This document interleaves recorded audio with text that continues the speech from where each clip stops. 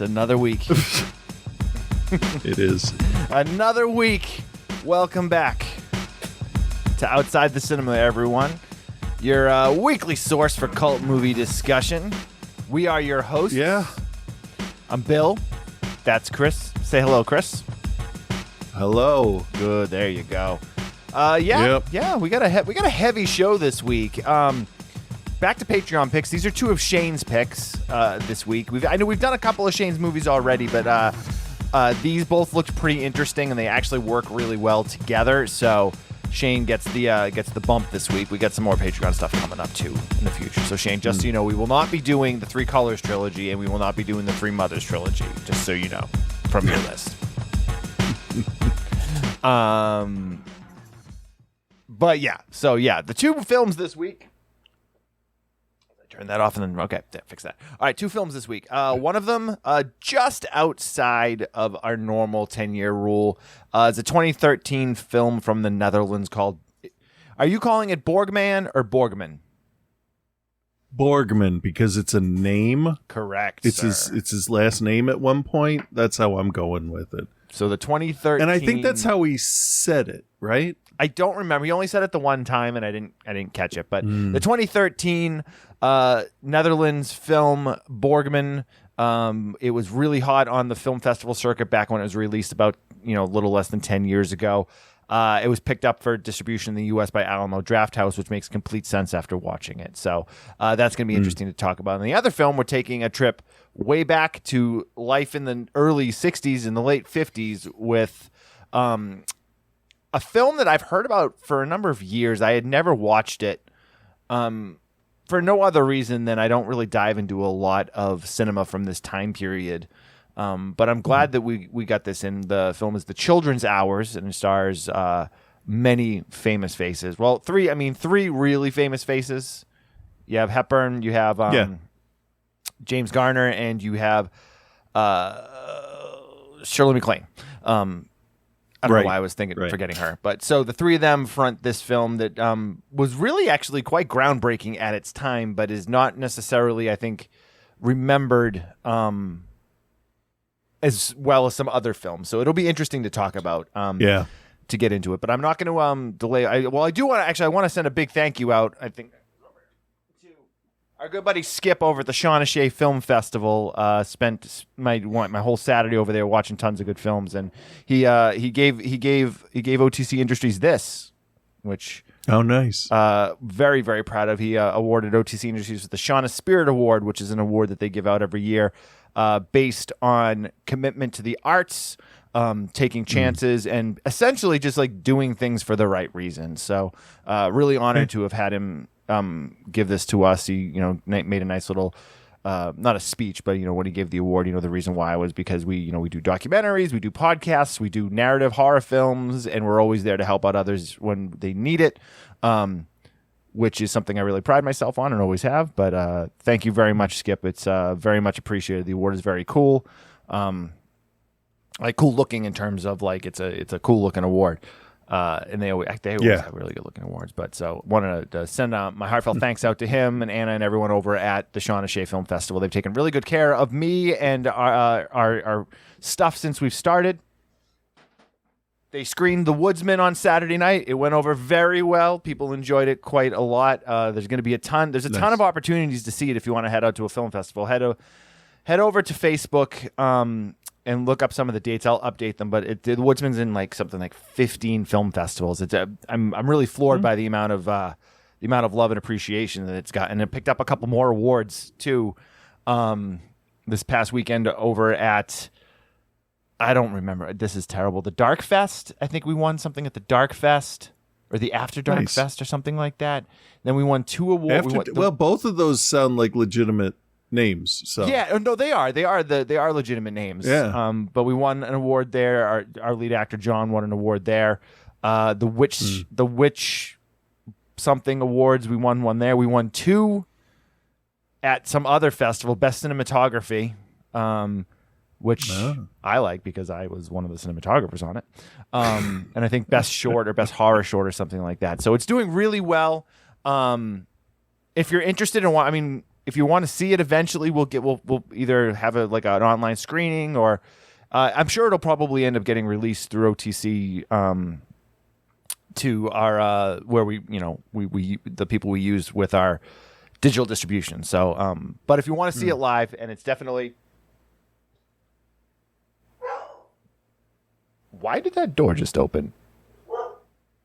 That was creepy. Creepy. It was. Is there anyone out there? Ow! I stepped on my foot. I don't think there's even anyone out there. That was weird. Anyway, all right. Sorry. All right. I've been watching too much Discovery Plus. Yeah, it's playing all over the place. We'll update you if you're interested in it. Have any questions at all? Let us know. It's a New England. It's a very New England holiday horror short that plays more on the comedic side of it. The comedic. The commie dick? No. You have communists' penises in this? That's a different movie. Anyway, all right. So good. yeah, The Woodsman. I know our listeners would love it. If you get a chance to see it, see it. It's all over the place currently. All right. First, Borgman, right? Sure. Or would you rather do the other one first? No, that doesn't matter to me. Cool. All right. I'm going to play you the trailer. Yes, it is in Dutch. No. Do I care?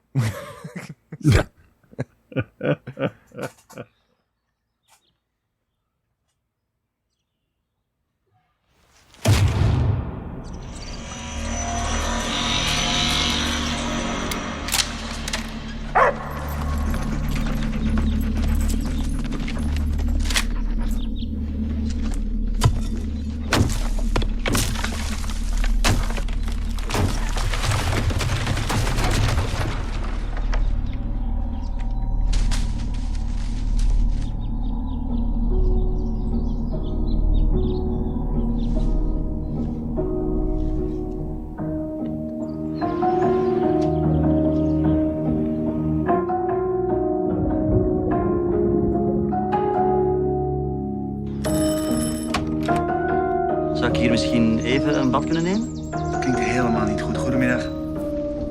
Ik ken uw vrouw. Wie is dat? Goedemiddag. Ik kom me aanbieden als tuinman. Komt u binnen. Je mag niet weg. Dat kan. Maar dat heeft consequenties. Ik ben gemerkt. Dr. Baumgarten? Ja. Er is iets om ons heen, Richard. Iets wat buiten ons is en af en toe naar binnen glipt.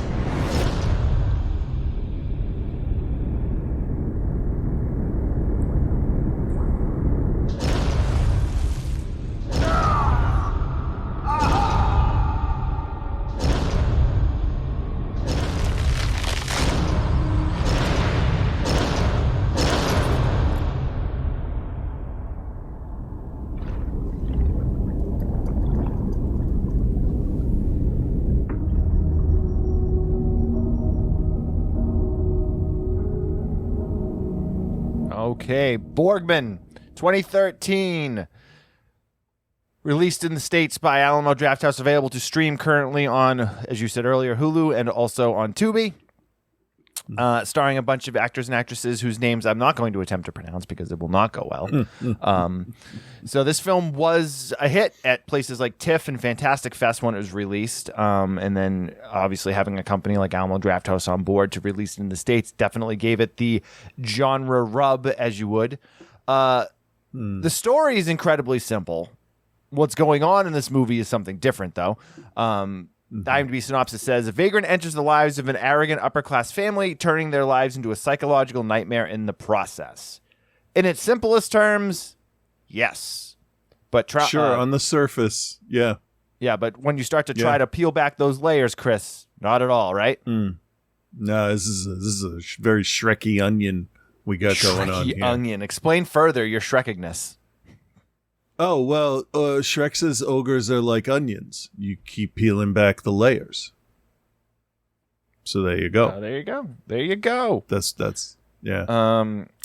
Oops, I hit the wrong button. You could go with a straight what I see is what happened. Mm-hmm. You can go for like a sinister plot kind of thing. You can go for a supernatural angle. You could even go for a religious angle. It's all there. Yeah. Yeah, it's a really interesting flick that I think is one of those ones where you, as you said, you kind of start to peel back the layers, but like it gets deeper and deeper the further you get into it. And like I agree with you in terms of like there's a couple different ways you can take this. If you want to take it allegorically or if you want to take it, at face value, all of these things are there. It's a challenging film though. So the film opens with basically a priest and a guy with this dog and a couple of people going into the woods looking for someone or something. They know they're staying underground, so they've got this sharpened pole and they're stabbing into the ground trying to find the hole. If you watch the trailer, you'll see that. And we're introduced to Borgman. He's living underground and he hears them and they start stabbing. So he makes a quick phone call to somebody and doesn't get an answer, but then immediately kind of grabs his stuff. We see that he's living there. He's got eggs and food and milk and stuff underground, but it's literally like just like a makeshift hole in the ground. He's built comparatively a pretty luxurious subterranean home. Yeah, compared in comparison to the others that he warns, who literally just look like they're sleeping in a hole in the ground. Yeah, like vampires. Right. So he uses his underground tunnels that he's built there. He climbs out into the forest, eludes being seen by the people that are coming after him, and he goes to these other spots in the forest. Finds the spots, bangs on the ground, and these other members of his troop I mean, at this point you have no idea. You just know that he's waking people up that are staying in the ground and they're being chased by people. Yeah. And he's basically like, listen. Yeah, and it's really, really weird. Really weird. Yeah, isn't really it? Because weird. they're like wearing suits, but they're laying in the ground in the woods. Yeah. So he basically is like, hey, keep your phone handy. I'll call you when I need you. And they all kind of just go their different way. Like literally like grab their bag, get up out of the ground in their suits and just run off in different directions. Yeah. Yeah. Had supporting me right my vampire idea. Yeah. Except it was the middle of the day. Well, vampire powers notwithstanding. Right. And it had me hooked right away because I was like, okay, I'm like, this is weird. Like, yeah. So he's just walking around the neighborhood, going to doors, knocking on the doors, and saying, "Hey, can I come in your house and have a bath? I'm dirty." And most people are like, "Fuck off! I don't know you. Right? Like, I don't know where you came from. I don't know anything about you." And most of them not even in a way of like looking down on him, more so just like, I don't know who you are. I'm not letting you in my house. I'm not letting a stranger. Yeah. I'm going to say in the beginning, just to get this out of the way, because it's going to inform my view of the film, that this whole scenario is just the most anxiety I've felt watching a movie in a long time. Because it's one of those things where like, oh, if I help this person out, is that the end of it? Can I just keep going? If I slam the door, are they going to hang around? Is this guy going to follow me, asking me for cigarettes? Like, there's concerns that you have being like, well, yeah, I'll help, but like, I want to continue the rest of my normal day, which is, I would say, flip a coin selfish, right? Yep. But he is coming up to your door, so it's not even like you're going out of your way.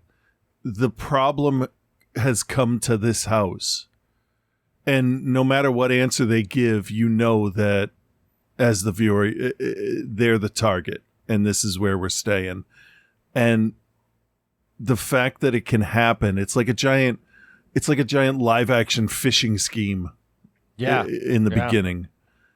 And it's very disturbing to me. This is more disturbing than a home invasion because this is like, it's like a home frenemy kind of thing. No, yeah, getting you're set up. 100% right, because it definitely, I mean, this is very in like, this gave me anxiety and like affected me way like a lot of Michael Haneke stuff does, whether it's Cachet or Funny Games or the like Cachet more This so had- because it's just kind of got that like off-putting, you don't know why, but you're like, something's not right, and I don't know what, I have no idea, and it's like scarier than any horror movie. It's not, this is not a horror movie, but like it's scarier than any horror movie I've seen in a long time. It can be, though, depending on, I'm like, is this a horrific thing?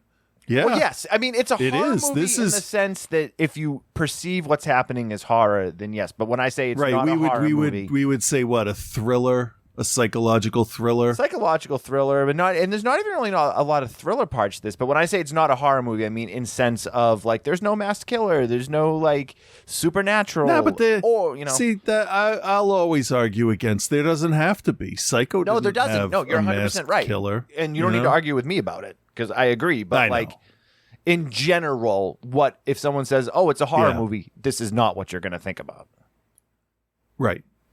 So elevated horror really just means thriller, psychological drama, psychological thriller. It's just got a new name. It's scary, is- just not in whatever. the conventional way you expect a scary movie to be scary. Yeah. This will fuck you up 4 days from now. Get under your skin real bad.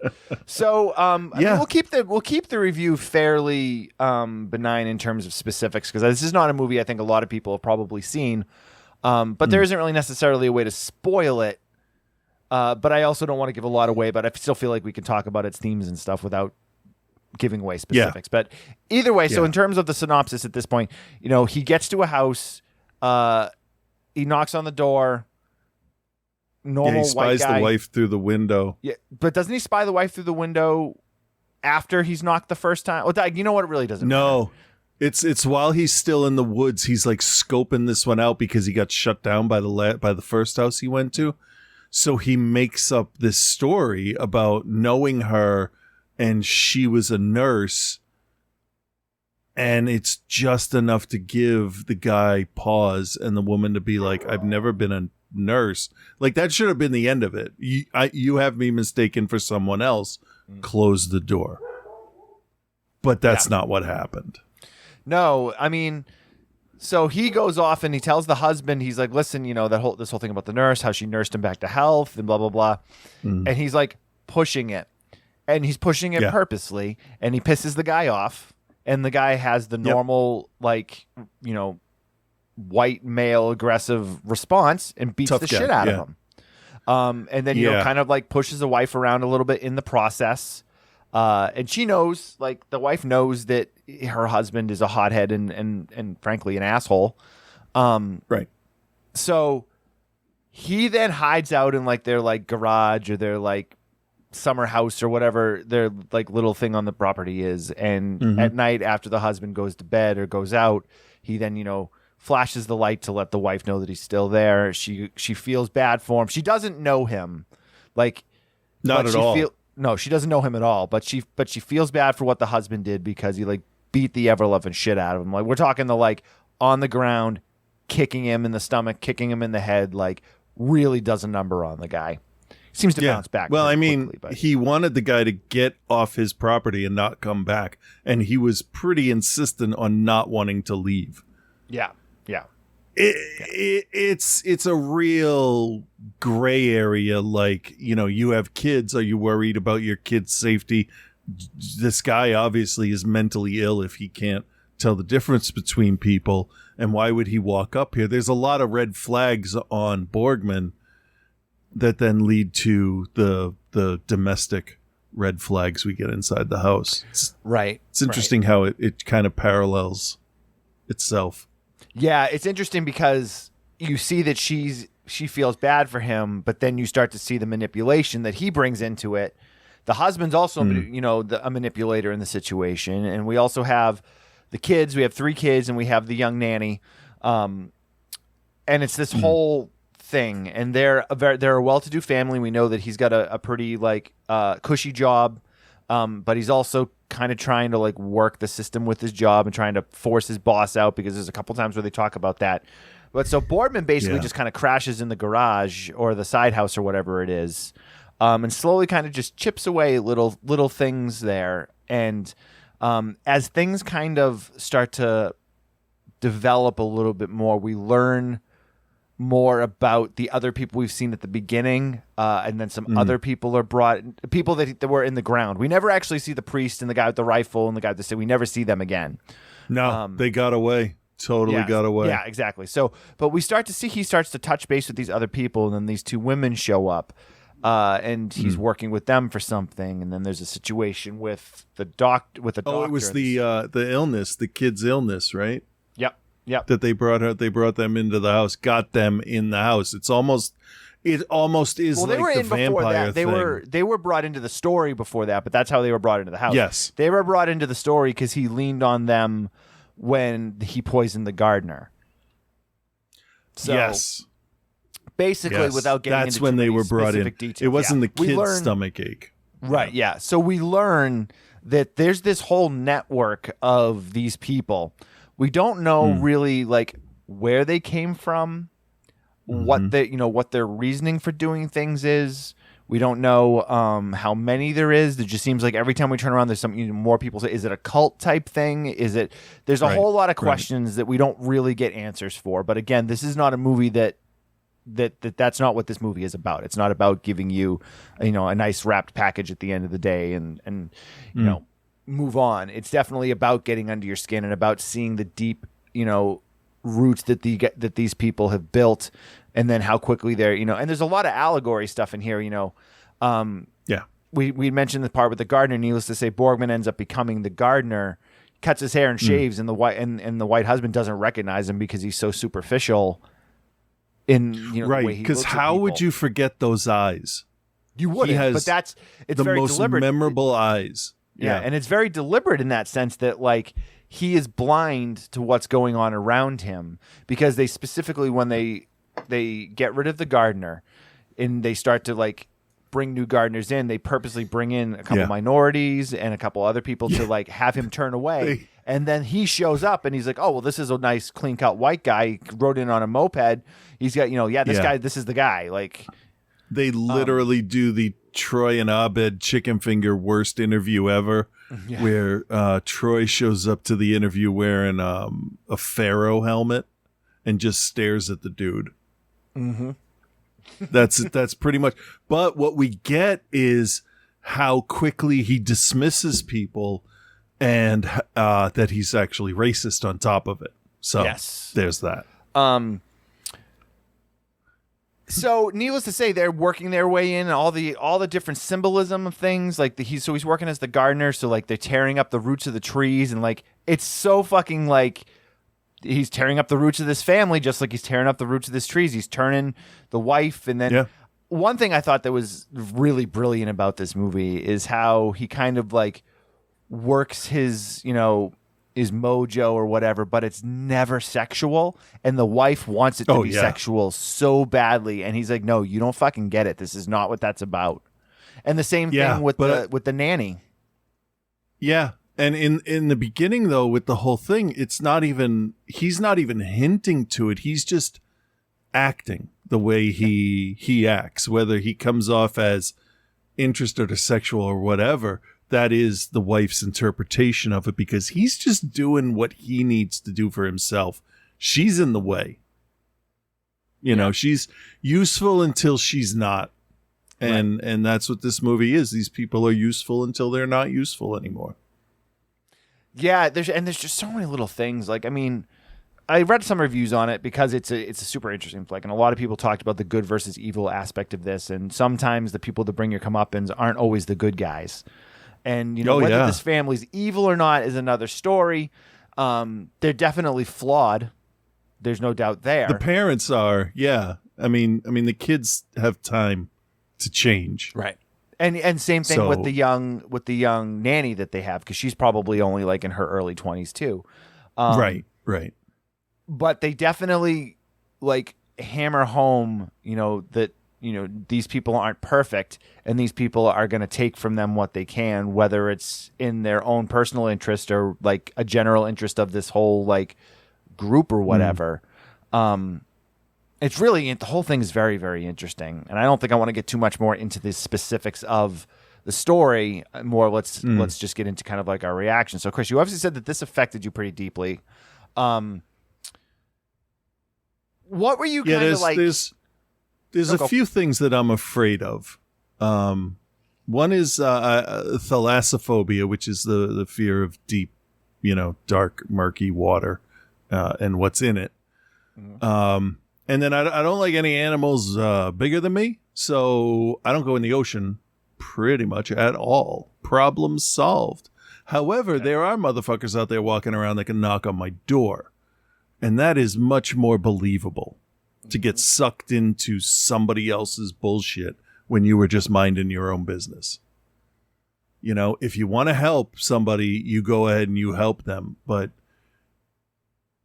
the dragging somebody into something like, in the sitcom comedy kind of thing, that's fine, but it never really ends up that way, does it? No. It's always like bad for somebody. So bad, yeah. That's kind of what the whole thing is. It's that, oh shit, everything's just going to spiral out of control because I thought I made a good decision or I made a bad decision or whatever. It's kind of too real. The fact that, you get, like this I think is more powerful than The Strangers because you know what their intentions are. Right. And I'm going to go out on a limb here and I'm going to say that this movie was, the better subtle home invasion than I believe Parasite was. Yeah, because this one was scarier. Yeah, there's definitely some similarities that can be brought there. Because they don't. You could, but I don't know if that's fair because people going into a higher. Like, I'm not going to say, it ripped Parasite ripped this off. I wouldn't go that far. No, definitely not. But it's really interesting because like we don't get a lot about the characters. But yet somehow they have this control. So like the situation with the nanny brings her boyfriend home. He's a soldier, and he comes to the house for dinner. And now all of these people have kind of been around the house. They're staying in the outhouse out there, working on the garden. And then she is fawning over her boyfriend. But then she goes outside to look for some flowers, and she sees.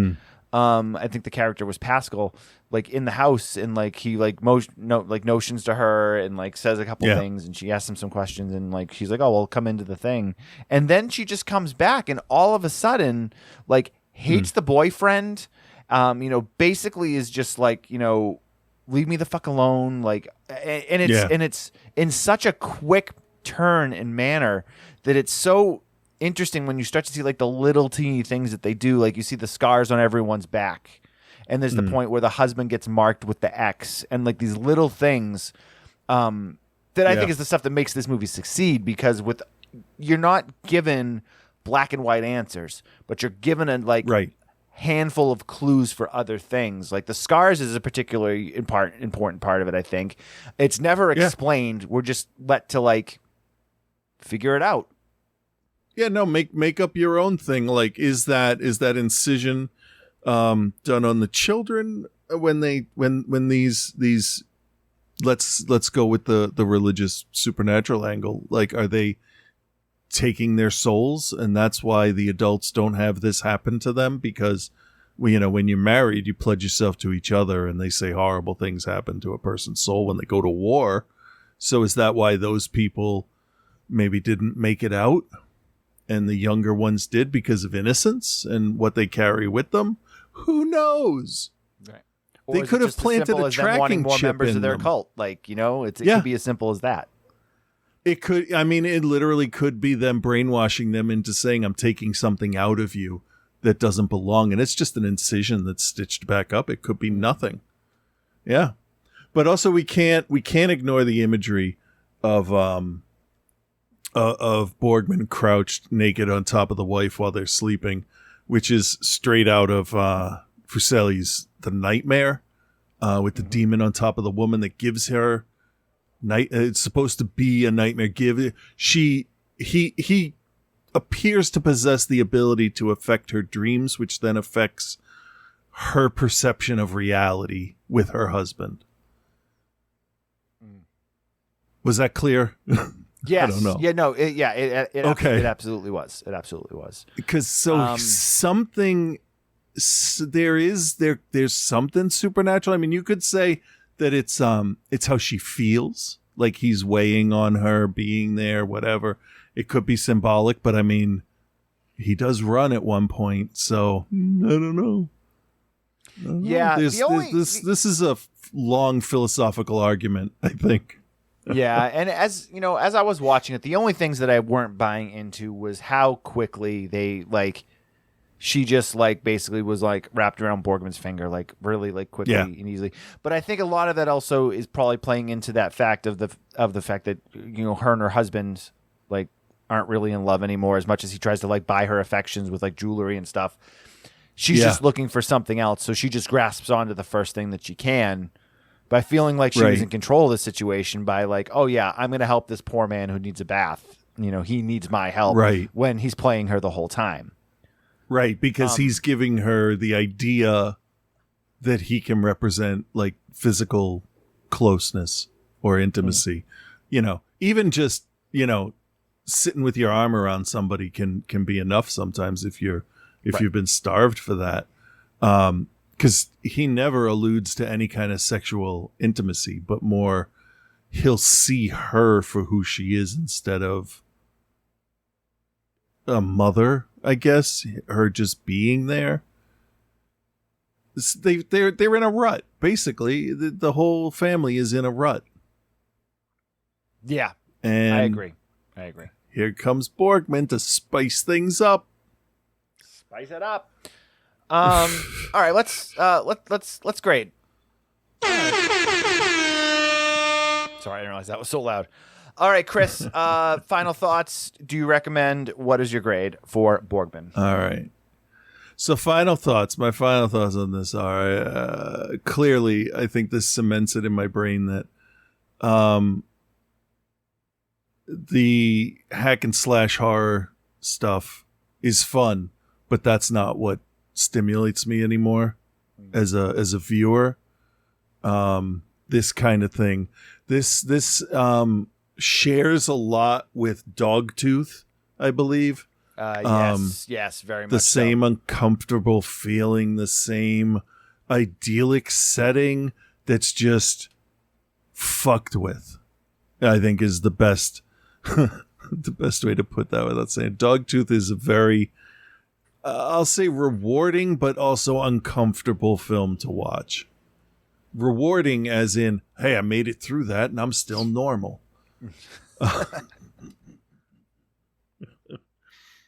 Actually, Dogtooth is just a fascinating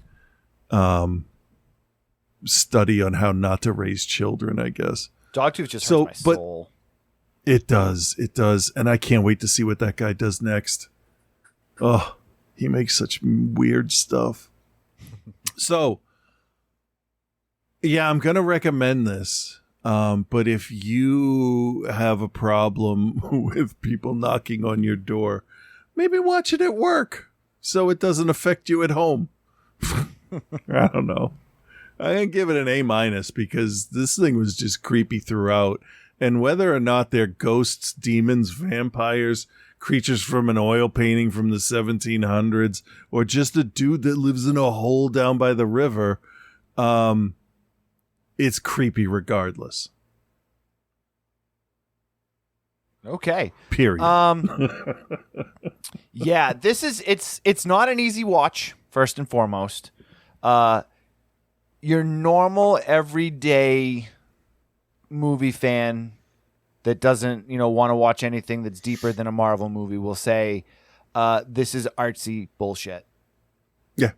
But it's not. It is. But it's not. There's talking. That's one of the problems. This movie, you got to give it your attention. You can't. It's definitely not a flip through your phone, do 5 other things while you're watching it.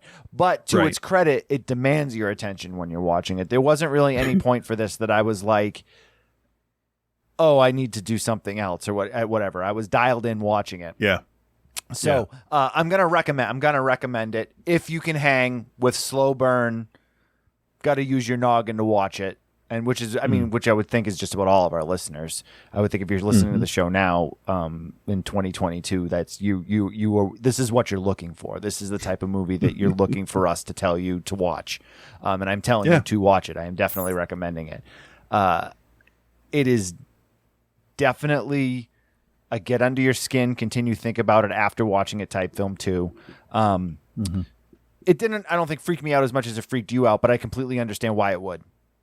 Yeah. So, It's an agoraphobe's nightmare. Oh my God. Yeah. So I'm going to give it an A- too. It's really, really well done. It's shot very well. The acting is killer. If you get a thing with subtitles in foreign language films, like it doesn't even never even crossed my mind. No, and they switch between 3 different languages. English is one of them. Not for much, but some. Nope, just a little bit. It comes and goes. Oh yeah, definitely. So what do you give it for a? Yeah. Oh, A-. So you recommend it in a what? A-? Yeah. Nice. I think if you're a fan of The Lobster and that other one I just said that I can't remember, Dogtooth, and maybe Beyond the Black Rainbow for the weirder side of it. Oh, it's like Upstream Color or like any. Yeah, of those, if you like that kind of stuff, where the answers are pretty much up to your life experience to inform how it is, then check this out.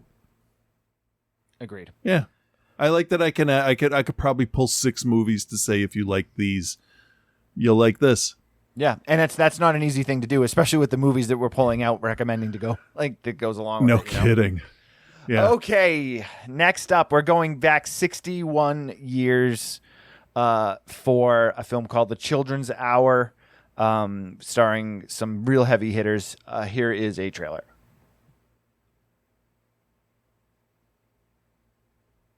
It is playing, I promise. But there's no audio to it? Is that what the issue is? I'm definitely watching it. Oh, I'm an idiot. I had it muted on the iPad. Just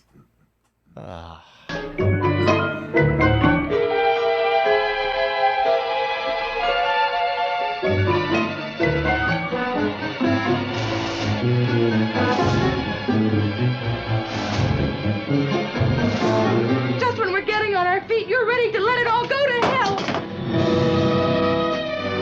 Arthur, for God's sake, do you expect me to give up my marriage?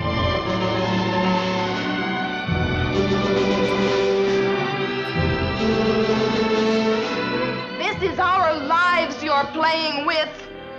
That's very serious business for us. Can you understand that? I can understand that, and I can understand a great deal more.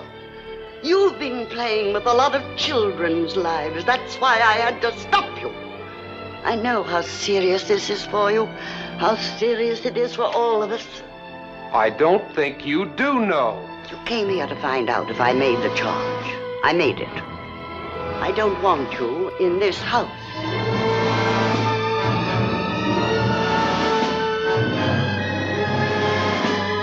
Ask her again how she could see us. I was leaning down by the keyhole. There's no keyhole on my door. What? There is no keyhole on my door.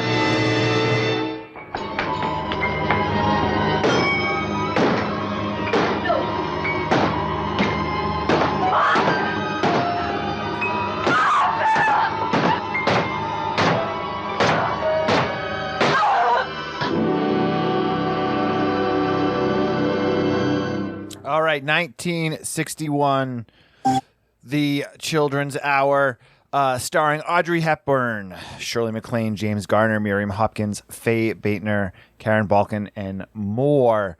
Directed by William Wyler. He also directed Ben-Hur, Roman Holiday, Big Country, bunch of other classic films. This was a little bit out there, though, for the time. It's also based on the play that was created by Lillian Hellman in the 1930s. And this film is credited with being one of, if not the first film to deal with homosexuality on screen. I say deal with it, but there's a lot of things that this film doesn't do. I'm not sure deal with it as much as show what would happen. Yes. I mean, it's really what it is. It doesn't. Yeah, and doesn't try to solve any problems. No, and it's real simple too. You have Audrey Hepburn playing Karen and Shirley MacLaine playing Martha. The two of them run a girls' school together. Martha's aunt also works there. She's kind of a fruitcake who used to be like a theater star. Then you have the group of girls there. There's the one girl that is the troublemaker that is full of shit and just like. I remember her name. It was Cunty Fuckface. Yes. It's an old country name.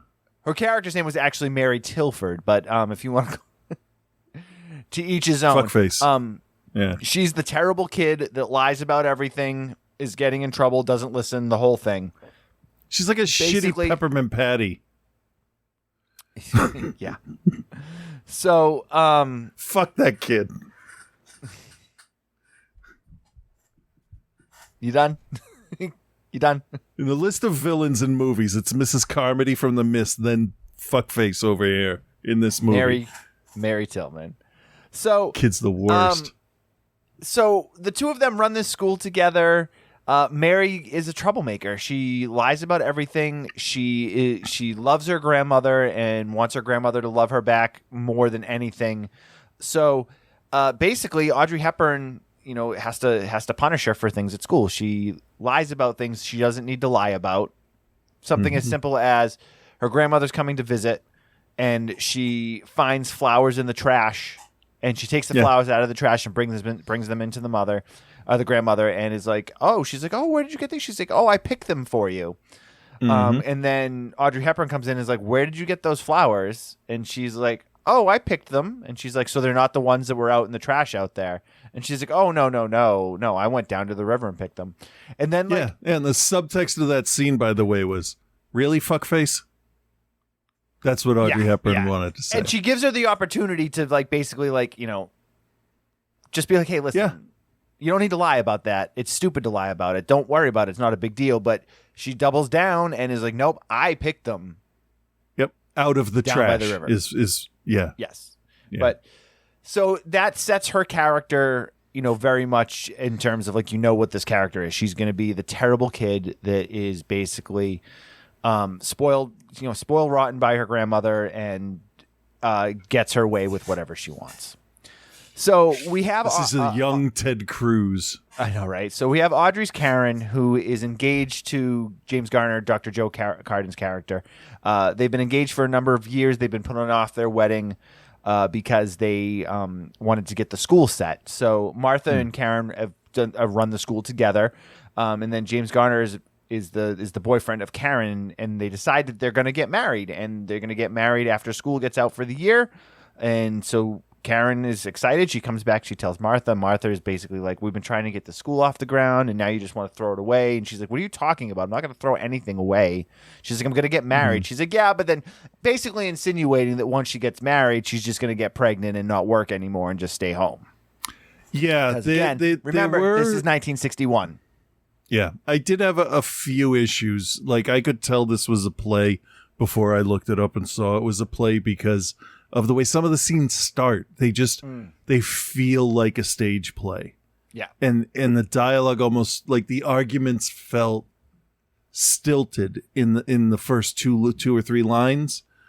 You're mad about something that is only just now being brought up to the audience. So we have no gauge to know how angry you are. And that was a problem I had with the first half of the movie, I think. Yeah, anytime there was some type of argument, there was always something about it that kind of bugged me. We'll get to that momentarily too, though. So basically, the two of them kind of have an argument. One of the girls is watching. Karen embraces Martha after the argument because she's upset, and that's really it. She gives her a hug. Does she kiss her on the cheek or something like that? Yeah. She kisses her on the cheek. Maybe not. Oh, we're also skipping over. Remember the little douchey fuckface was reading some naughty book in the beginning of this too. Yes. Well, that's just setting that character. That was our introduction to her as, maybe she's a rebel. Maybe she's the hero of the story. Nope, she's just fuckface. Truly awful. Truly awful. Yeah. So essentially what ends up happening is Karen then also, she punishes Mary again for something else that she did that she shouldn't have. There's a moment where the aunt comes into one of the girls' rooms and they're arguing over something because Mary has now realized that one of the other girls had stolen a bracelet from one of the other girls, and she's going to hold that over her head.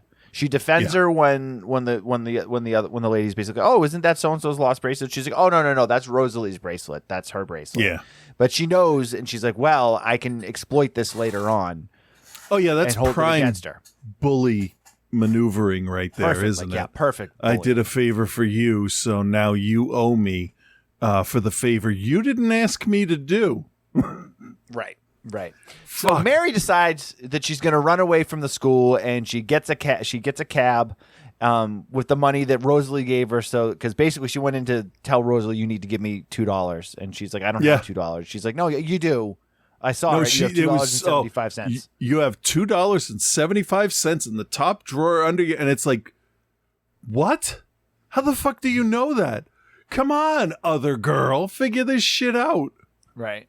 So she takes a cab with Rosalie's money to her grandmother's house, and her grandmother gets pissed and is basically, no, I'm taking you back to school.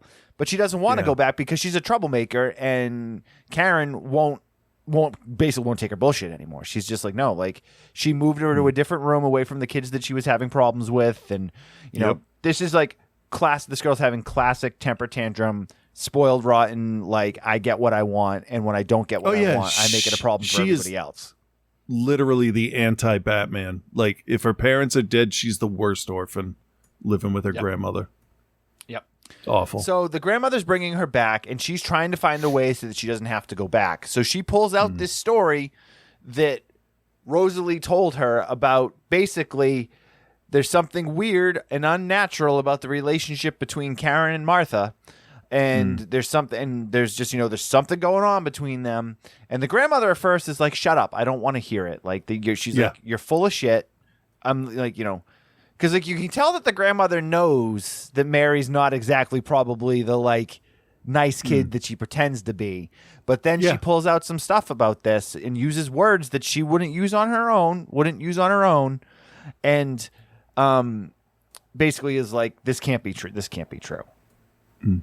And she's like, well, they get to the school, and then she tells Mary to wait in the car, and she goes inside. And then the crazy aunt is getting ready to leave because Martha's basically like, you need to go. Like, you're causing more problems here than it's worth because you're crazy, and you need to go.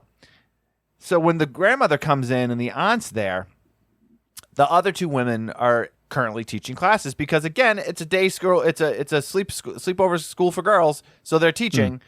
And she starts to talk to the aunt and basically, oh, Mary said that there's something kind of weird going on with their relationship. And the aunt does nothing to downplay what she's insinuating because she's not even really listening to her.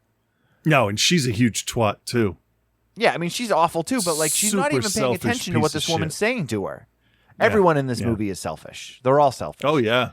So she's basically like, oh, yeah, their relationship is kind of weird. It's kind of unnatural. And that's the word they keep using is unnatural. Because, again, 1961, and it's like illegal to be gay. So the grandmother, rather than speak to either of the actual people, takes what the aunt has said for fact, and then takes Mary back home and immediately calls every single parent of every single girl in the school, tells them, hey, listen, these two are in a lesbian relationship.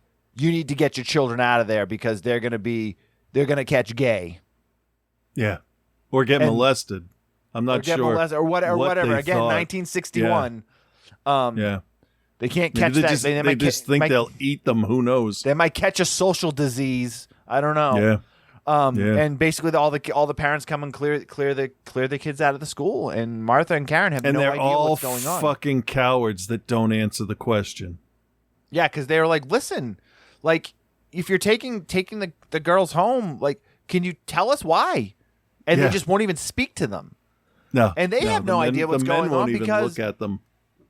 Yeah, except for the guys that leer from the pickup truck later in the movie. But yeah, so they clear them all out. Yeah.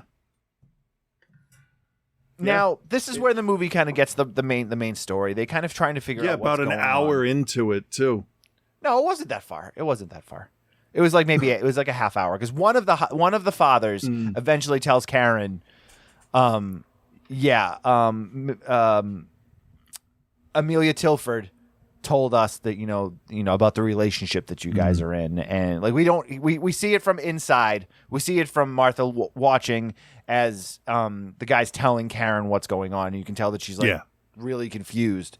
So then the next scene is we have James Garner, the doctor who's also the fiance, shows up, is called by Amelia, the grandmother, and they're like talking, and she's like basically,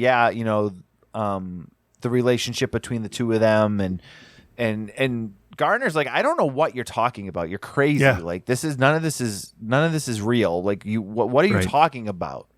And so then the two women show up, and first Amelia's like, I don't want them in my house. I'm not going to talk to them. And they were like, fuck you. We're coming in and we're discussing this.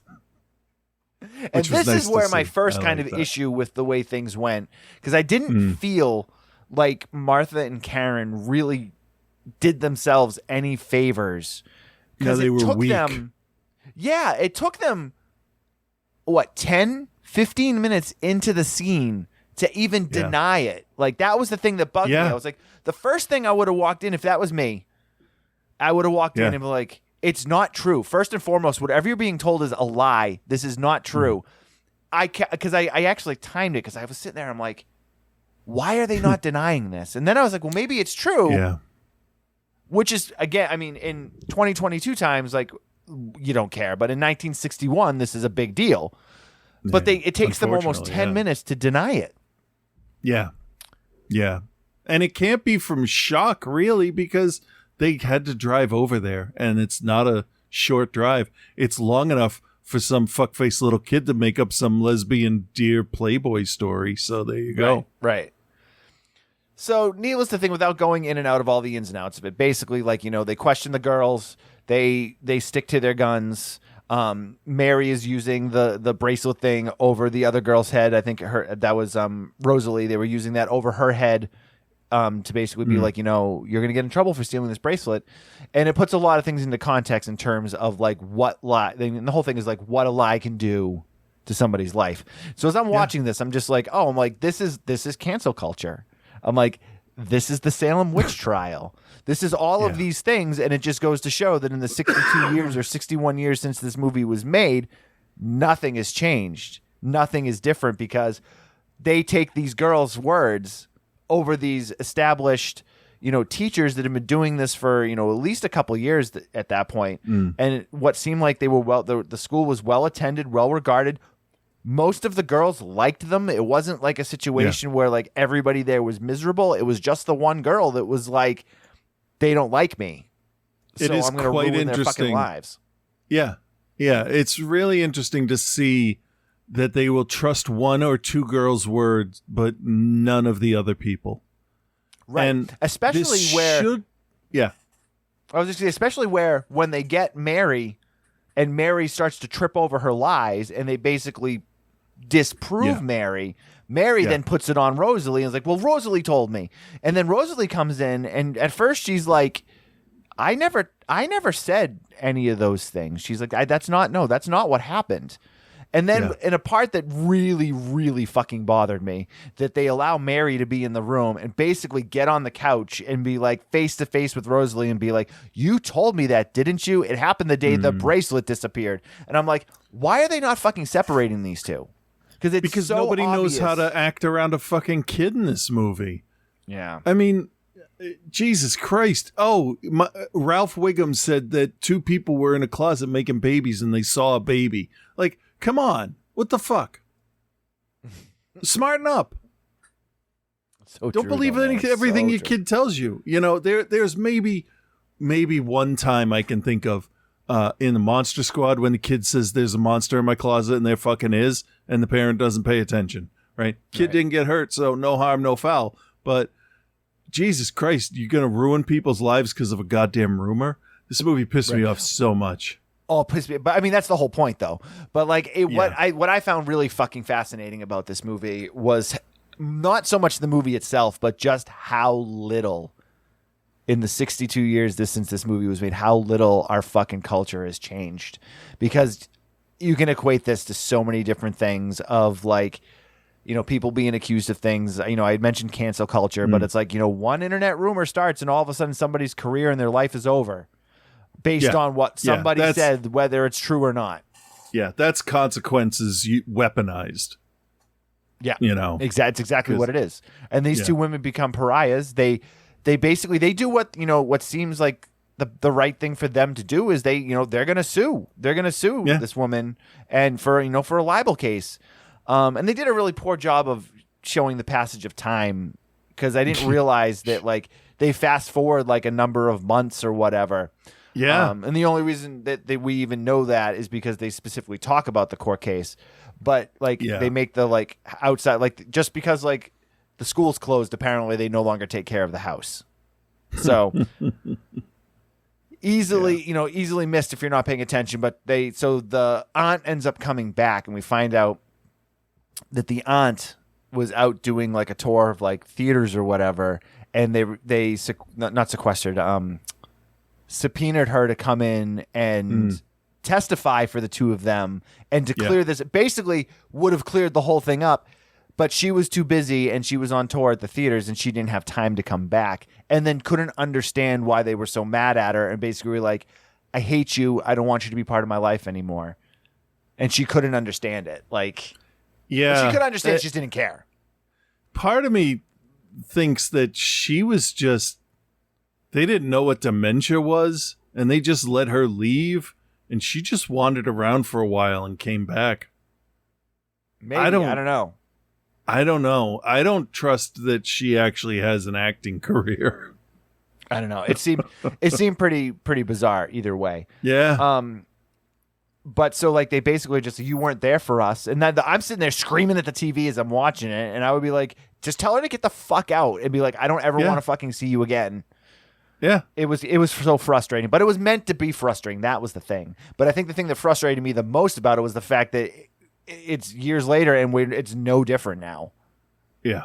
Well, like, yes, no, it's, well, not like for being homosexuality gay, is now is obviously different in terms of like, the rights, the people's rights are not infringed on, as much as they were then. Yeah. It's not like, it's not a weird thing, or at least it shouldn't be. It's not a weird thing anymore for people, like with these relationships and, just a lot of the decisions that were made in this by the people in it. And I understand the idea that they were, overwhelmed. Like James Garner's character, like I felt like he got a real shaft because he truly believed like that there's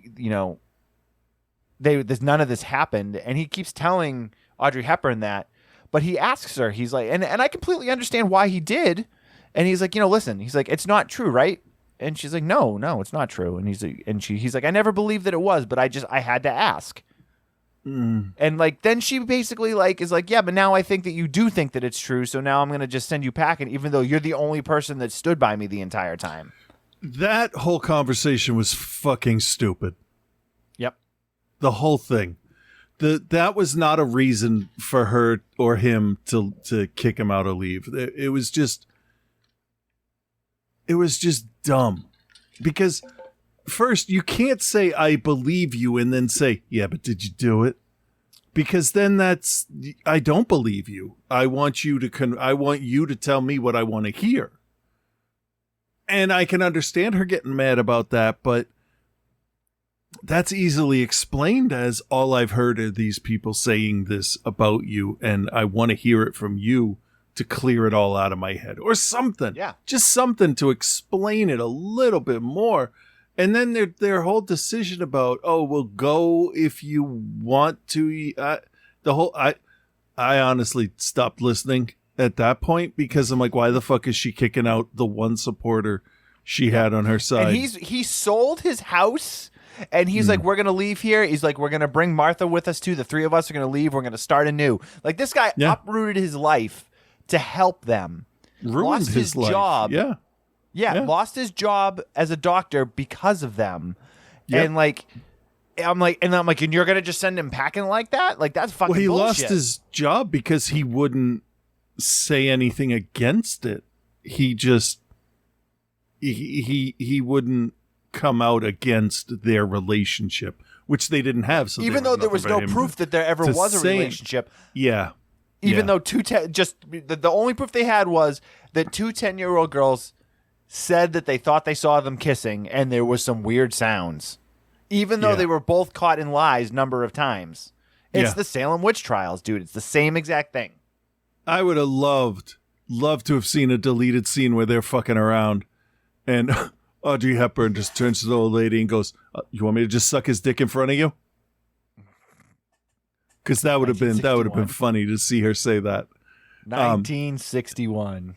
Obviously, it won't happen, but I mean, that is what would end the whole argument right there. You know. Yeah, but I mean, would it though? Because they were engaged and they were supposed to get married, and the people still, you know? Yeah. Well, Anyway, it's like a Frankenstein mob thing, isn't it? Oh, everybody else is doing it. I'll go grab my tiki torch and put on my polo shirt. Yeah, and there's this part that one of the other parts that bugged the shit out of me was when this was kind of all coming down and crashing down around them, and Audrey Hepburn was just like, "Let's go for a walk," and Shirley MacLaine's character was like, "Well, we're what if someone sees us?" And then Audrey Hepburn was like, "Who cares? Like, whatever." Yeah. But they literally, like, it frustrated me because it was like they just opened the door, and as they opened the door, some dudes in a pickup truck slow down and stop, stare at them, and then all just like start pointing at them, and like they didn't even get out the doorway. No, it would have shown more conviction on their side if they just kept walking. Yeah. But they chickened out. Everyone's weak in this. All the characters are weak. Except for James Garner. He was the only one that wasn't. It might actually have broken the tension a little bit if they looked at each other and said, all right, we'll try tomorrow. And then, but like everybody was just, oh shit, somebody made up a lie about me. So now I guess I'll just lay down and cover myself in dirt. Yeah. Fuck it. And the ending, I mean, I understand the ending. And I understand why it went there, but the melodrama of the whole second half of the film and then culminating with the way that it ends, I was just kind of like, is little, like, again, 1961, Bill, remember that's different time, but like, it just like, it was almost too much. Here's the word I don't use that will describe the ending of the whole third act was just fucking over the top maudlin bullshit. Oh, look at us. We lost a court case. Fucking appeal it. All right? Yep. It's your name. Get People the fuck court out cases there all the time. Yeah. Get the fuck out there and fight. If you believe what you are fighting in, fucking fight. Or leave. Change your name and leave. It's 1961. You can do that. Grow your hair a little longer. Cut your hair a little shorter. Change the color. Look at that. You're a whole new person. It's 1961. Right. Crazy, man. Crazy. They can't find you. All right, Chris, do you recommend, and what is your grade for the Children's Hour? Well, the terrible part is that people are still getting fired from their jobs for being gay. So that sucks because we don't learn a goddamn fucking thing. Audrey Hepburn is great in this. I like seeing her and stuff.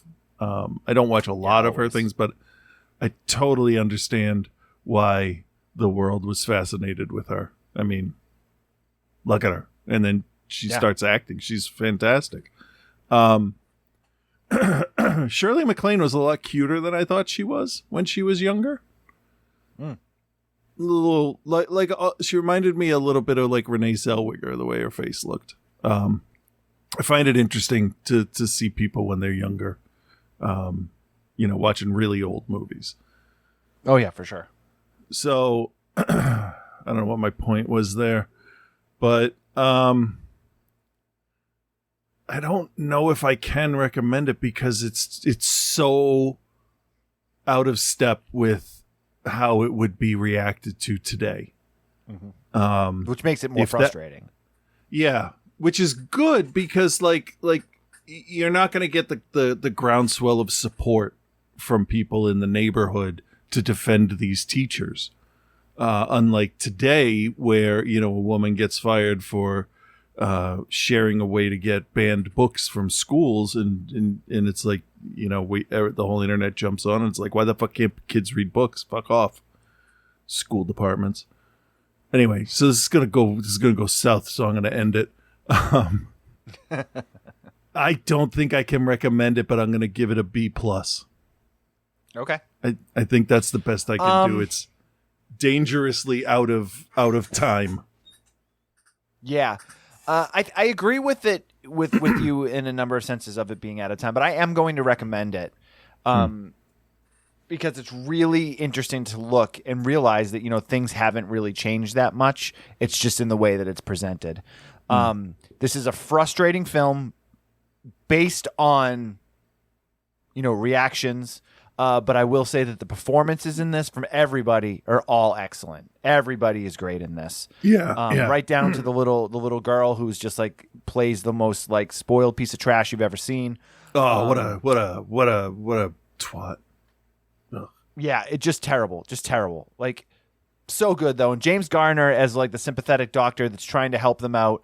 Like, I felt so bad for him at the end of it, where he was like, yeah, he's kind of a turd too, though. He says some shit. Yeah, a little bit. But overall, though, like, he stuck by them and like was still trying to stick by them when she was like, "No, you gotta go, you gotta go." And he's like, "Why? Why do I have to go?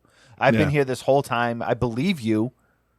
Like, so, hey, either way, but it's well made. It's well directed. The performances are great. It is a tough film and it's frustrating. I'm going to give it a B. B minus. Definitely frustrating, especially in 2022 to watch. Yeah. You know what, though? There you go. To be fair, they tried. Back when they couldn't, they tried. So I'll give them a little bit of that. Give them some credit for that. Agreed. Speaking of trying, our good buddy Joe is still trying to get his way through the Final Destination films. Take a listen. Well, hello, Bill. Hello, Chris, and hello, OTC Nation. It's your boy Joe here, and, this week Bill took me from Lake Okanagan to the fairgrounds, because he made me watch Final Destination 3. I have a premonition, fellas. Not about my convoluted death at the hands of a sentient idea of mortality, but about this movie. I'm premonizing. I'm prognosticating. I'm pugnaciously predicting that this is the installment in the series where they understand that the thinkers have moved on and what's left in the audience just wants to see a string of cool death scenes strung together by an unchallenging plot. Let's just throw all the very third-tier, pretty, i.e. affordable, actors on screen and blow the budget making them go splat. Well, blow the budget making them go splat and probably cocaine. The only recognizable person in the cast is Mary Elizabeth Winstead. This is pre-Grindhouse and pre-Scott Pilgrim. So a much more affordable Mary Elizabeth Winstead. Still, though, I think she's great. One of the most dependable actors of her generation, both in terms of quality and performance, and she does the one thing I respect about an actor. The only time I see them is when they're acting. Like, she probably tries to live a pretty normal human life when she's not on screen. If she's been to rehab a dozen times, we don't hear about it. If she's been going through dating partners like I go through a box of maple cream cookies, I wouldn't know. If she started a fucking whole-ass cult like Jared Leto, don't care, that's her business, and it hasn't popped up on my feed, so, you know, that's probably not because that's the kind of thing that eventually doesn't get out there. Bottom line, good example to follow for newly famous people. Be more Winstead, and be less Leto. Let's Leto ourselves into this movie, huh? Zing. I'm so sorry about that joke. You two allow me a portion of your podcast each week, and that's what I came up with, and it's fucking embarrassing. It's fine with me. Ramona Flowers is a kid at yet another rich kid's school that for its senior graduation party has a whole ass fair. Like a fairground ass, funnel cake ass fair. Like a big ass county fair sized fair. For kids who just performed the monumental task of, checks notes, graduating high school. Okay, fine.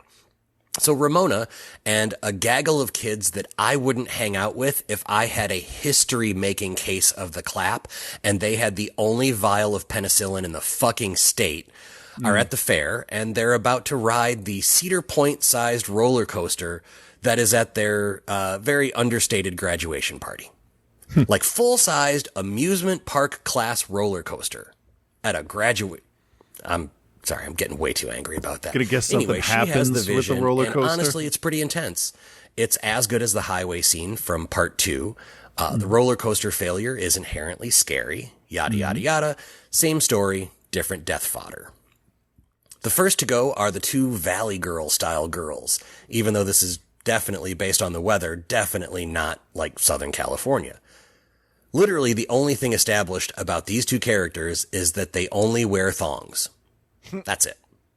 They go tanning, and while listening to Love Roller Coaster by the Ohio Players, death yet again proves that its sense of humor is second to none. The tanning beds get trapped shut, death turns it up to 11, and the girls end up like the last 2 hot dogs on the rollers at your local gas station. Waiting Just for 2 me? burnt up, overcooked, wrinkly, crispy husks that nobody wants to fuck. I mean, eat. I mean, same thing. I don't know what you're supposed to do with a gas station hot dog because I have to imagine the last thing anyone would ever do with a gas station hot dog is put it in their body. As you would expect in the 3rd installment of a series, any semblance of realistic dialogue or subtle character development or really anything other than spoon-feeding you the plot like you recently suffered head trauma are killed off in the least imaginative death of the film. Even a quality, notable actor like Mary Elizabeth Winstead looks embarrassed at the lines that she has to read. The words turn to ashes in her mouth, and it's hilarious.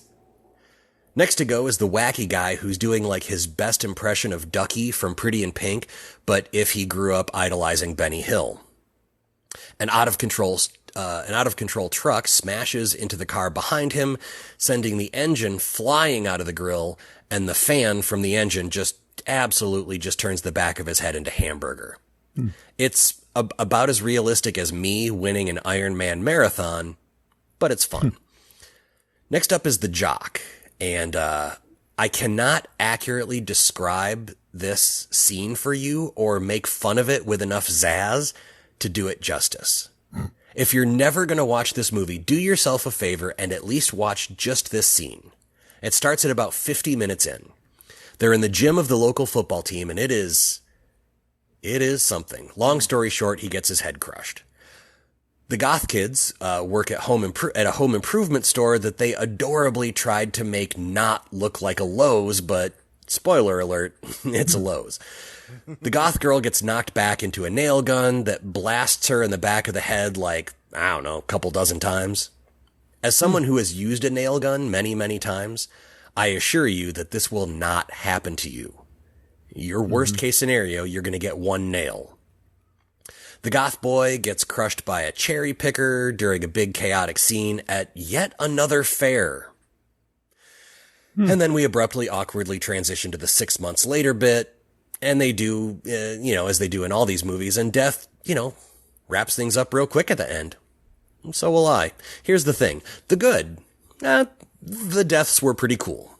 Also, the Jock guy's name in real life, like the actor who plays the Jock guy, his name is Texas Battle. Texas Battle. If that's not a baller-ass name, I don't know what is. Sorry. The bad. Everything here was more on the nose than Adrian Brody. Oof. Like they smash you over the head with every concept, every line of dialogue, even the soundtrack. It's just all very clunky. That said, Bill, you've made me watch so much worse than this. Final Destination 3 is going to get a C-. Maybe next week's The Final Destination will bring it back up. They literally named it The Final Destination, and if it doesn't take place in Ohio, I'm going to be pretty upset. But we'll find out then. Until then, be good, everyone. Thank you, sir. I do remember really, really loving the roller coaster scene, but yeah, I gotta revisit this whole series. All right. To be honest. So, all right, let's close it out with our good friend Reverend Scott. We've reached the Reverend Scott part of the show. Okay. So if you disappear, you're only letting him down. Wouldn't be the first time.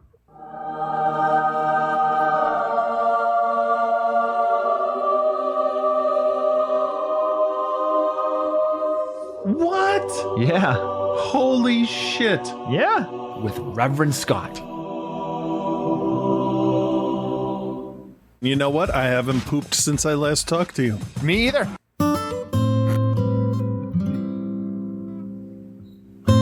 Hey there, Bill and Chris. This is Reverend Scott. I would say friend of the show, but I mean, he's not. I'm sure that's because we're more like a family. Nope.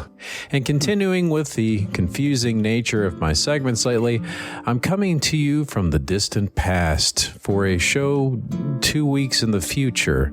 Mind you, that's not what I wanted to do, but when I suggested you just take a week off, you were not receptive. We're on a schedule, and fuck you. Then I subtly reminded you that this segment was all your idea in the first place, and the fact that I'm doing this so early as to not miss a week while I'm on vacation is just unnecessary torture. This is not how I like doing things at all. Hey, stop doing this. He was thrust into that position. He never aspired to be in it, so he's not good at it. Well, I think that's a little harsh. I had some fun stuff to talk about on my Final Destination 2 segment. Then I had another banger as I reviewed Lamb last week. I'm somehow figuring it out. He's learning, right. And I think that's important because he's not an asshole. He's not half-assing it. Nope. He was not ready to be put in this position, but he's gonna do it. And what I think I'm going to do today is get back in sync with Joe and talk a bit about Final Destination 3. Yeah, that sounds good. Yeah. During the peak of the 2000s, Final Destination 3 was riding high on the success of Part 2.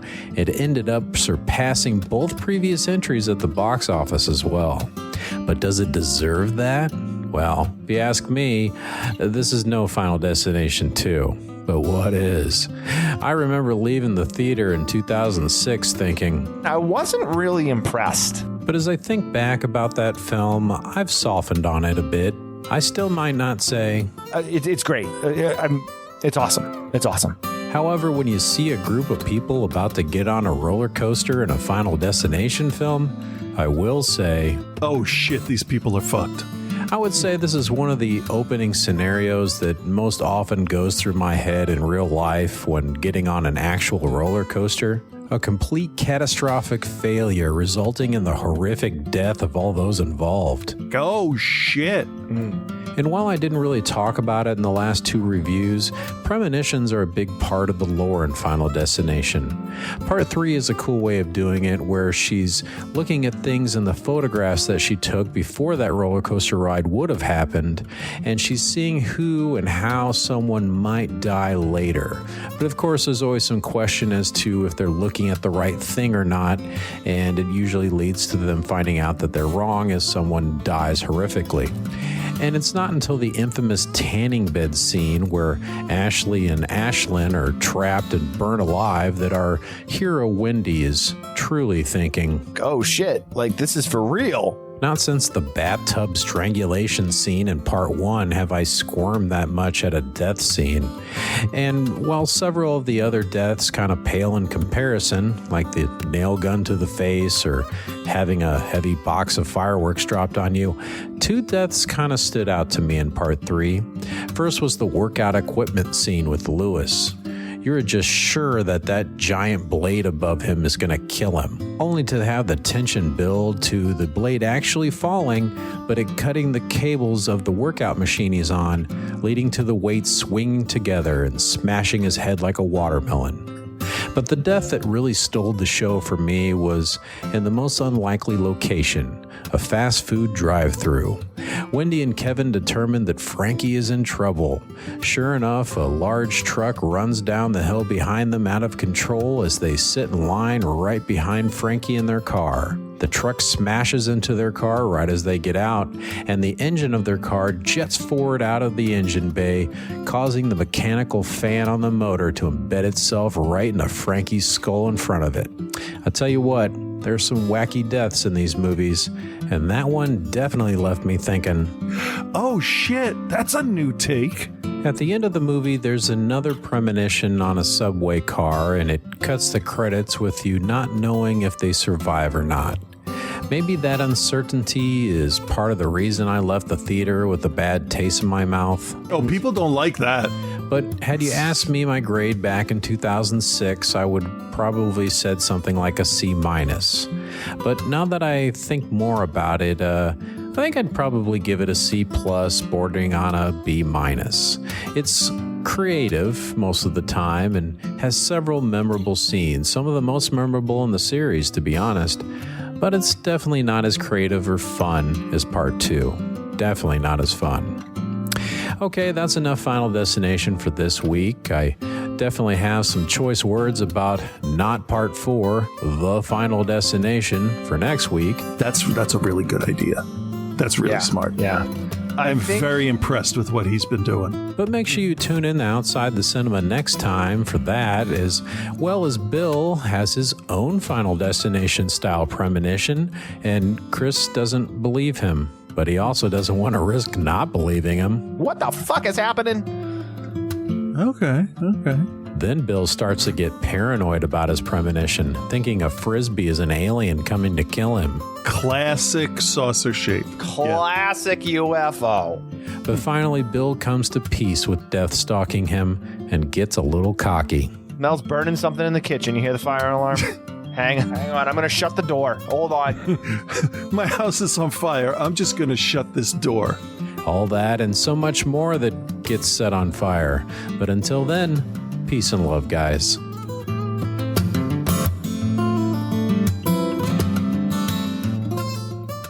Holy Shit with Reverend Scott, the most touching podcast segment there is, but like the inappropriate kind. Speaking of touching it. Okay. I'm going to let it go for an extra few seconds because I forgot to do the silence at the beginning. What? Anyway. Anyway, yeah. All right. Show's done. Show's done. Sorry, I was thinking of like 3 things. We'll be back next week, everyone. Done. If you would like to join the Patreon, go to patreon.com/outsidethecinema. That's really it, yeah. I mean, not a whole lot going on. I'll post some stuff on the thing, and yeah. I gotta go to the bathroom, and I got like too much on my head. So everyone have a good week, all right? Yeah, bye.